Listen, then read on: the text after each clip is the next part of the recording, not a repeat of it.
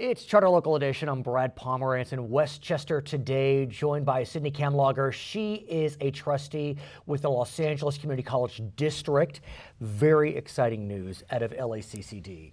A couple months ago, none other than Jill Biden, the vice president's wife, came to Los Angeles to be part of the grand announcement regarding the LA College Promise. What is it?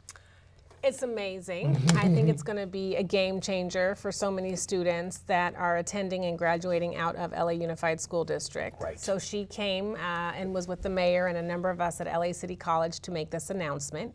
And essentially what we're saying is every Los Angeles Unified School District graduate will be given one free year of community college. So it's tuition free. That's huge. It's huge. And there are other CCDs that have done that in a variety of ways. I remember I was interviewing a superintendent of a CCD in San Luis Obispo, and they have a promise because someone left them $8 million.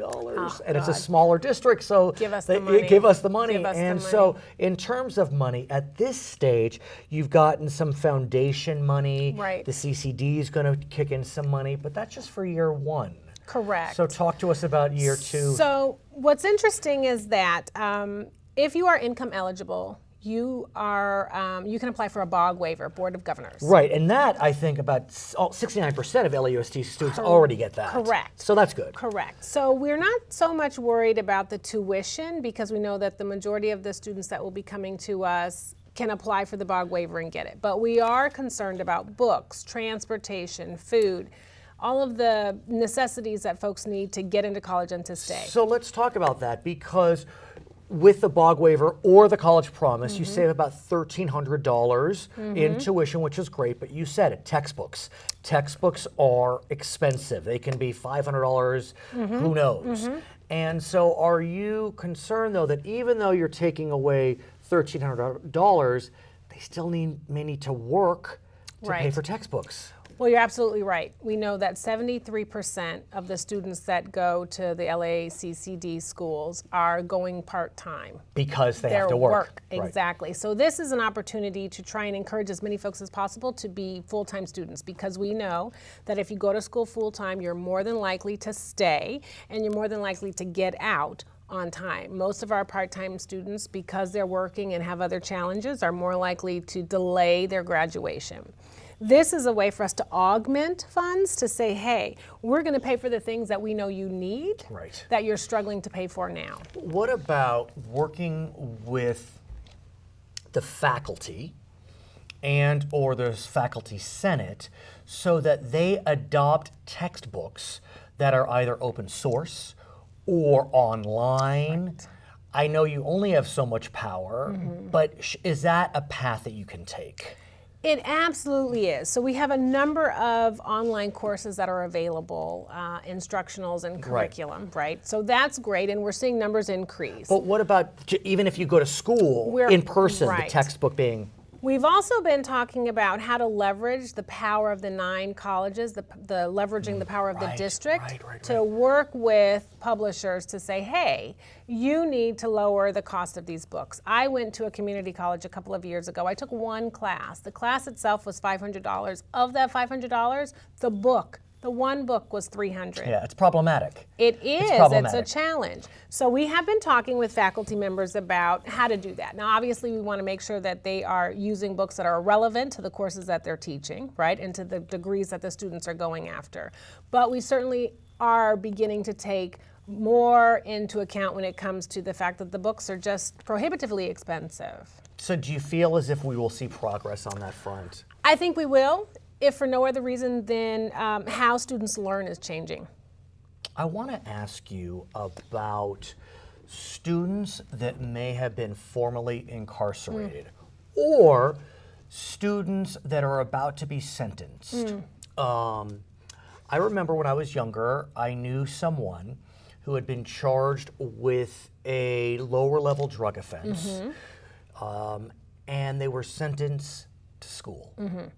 To community college. Yes. To a nursing program. Yes. And that individual became a nurse. Yes. And that individual's life has been dedicated to nursing. I don't hear about that anymore, being sentenced to school. Well, That's an amazing story. But it's old. Yeah. It's old. And that judge was ahead of his or her time. Right. We are beginning to hear more and more about those kinds of stories. We have a number of colleges in our district that are focused on just that, sort of the pipeline to a career, if you want.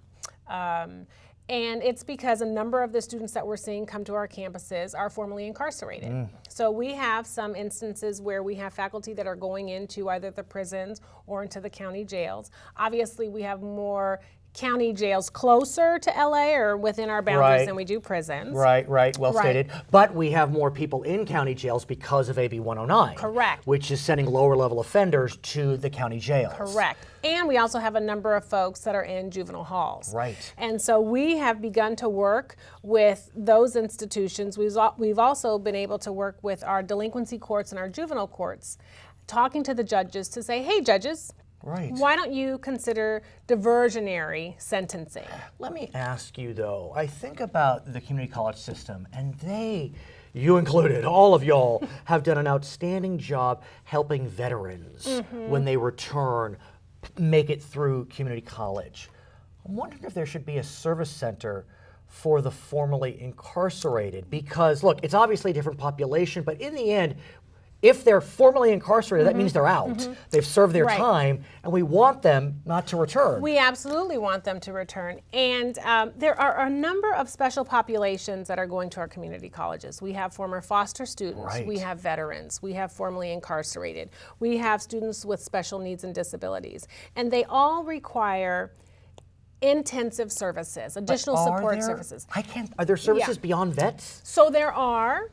But it's a matter of knowing what those resources are and knowing how to get them, right? And so we are working to do a better job with our Los Angeles Unified School District and some of our other school districts, and with probation and with the jails, to say, hey, let's make sure if we can educate them while they're with you.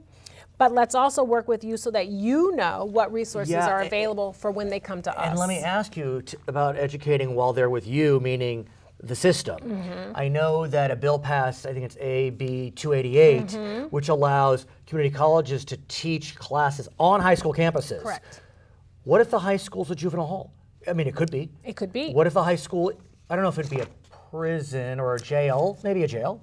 Right, the ages are different. Yeah, talk to me. The ages are different. So the great thing about AB 288 is that in the past, when young people have gone on to community college campuses to learn, they've been AP honors, right? I'm trying to accelerate my studies so that I can get out of the community college quicker and go where I'm trying to go. 4-year. AB 288 says this is open for everybody, because we know that there are more of you that need remedial help. But the good news is, even if it's not for remediation, you don't have to take the AP at the end of that class. It's a college class. Absolutely. And so now we're working to figure out how to get that bill, how to extend that bill so that we can pay for books, because those young people cannot afford the books either. What about in juvenile hall?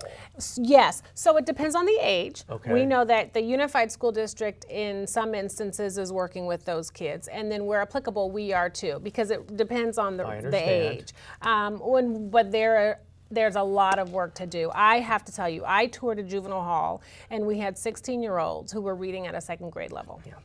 You'll come back? I will. Her name is Sydney Kamlager. She is a trustee with the Los Angeles Community College District. My name is Brad Pomeranz from Westchester, California. It's Charter Local Edition.